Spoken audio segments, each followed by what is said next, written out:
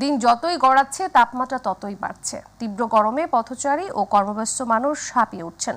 তাই গরম থেকে কিছুটা প্রশান্তি পেতে ও তৃষ্ণা মেটাতে রাজধানীতে অনেকেই পথের ধারে তৈরি অস্বাস্থ্যকর ঠান্ডা শরবত খাচ্ছেন। বিশেষজ্ঞ চিকিৎসকদের মতে কেমিক্যাল মেশানো ঠান্ডা শরবত খেয়ে যে কোনো মুহূর্তে ডায়রিয়ায় আক্রান্ত হওয়ার পাশাপাশি অজ্ঞান হয়ে যাওয়ার আশঙ্কা রয়েছে। ঝুঁকি রয়েছে হেপাটাইটিস এবং টাইফয়েডেরও। ইউসুফ আলীর বিশেষ রিপোর্ট।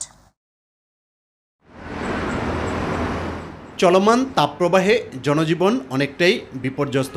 তাপমাত্রা বাড়ায় গরমে ক্লান্ত পথিক ও রাস্তায় কর্মব্যস্ত মানুষ। গরম থেকে কিছুটা স্বস্তি পেতে দাবদাহের মাঝে পান করছেন লেবু ও বেলসহ নানা ধরনের ফলের শরবত।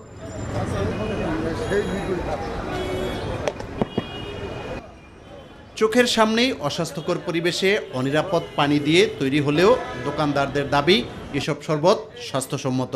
ফিল্টার পানি ব্যবহার করি। কোন কোম্পানির ফিল্টার পানি? তা তো জানি না, কোম্পানিতে দেওয়া যায়। কোন পানি দিয়ে তৈরি এটা যদি আমি দেখতাম তাহলে তো আপনি আমার প্রশ্নটা করতেন না।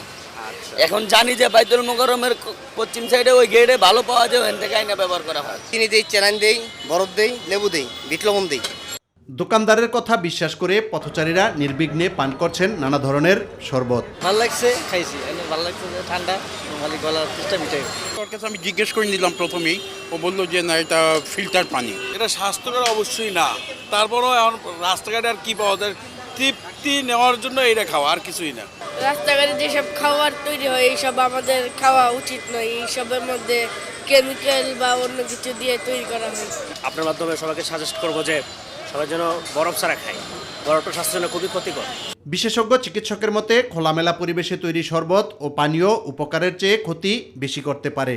যখন এই গরমের মধ্যে কেউ অতিরিক্ত ঠান্ডা পানি খুব দ্রুত খায়, এটা কিন্তু স্বাস্থ্যকর নয়।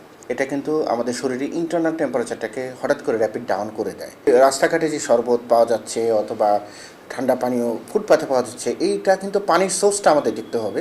দেখা গেলো যেগুলো খুব অস্বাস্থ্যকর পানি দিয়ে বানাচ্ছে। তীব্র গরমে স্বস্তি পেতে স্বাস্থ্যসম্মত উপায়ে পানীয় পান করার পাশাপাশি নানা পরামর্শ দেন এই বিশেষজ্ঞ চিকিৎসক।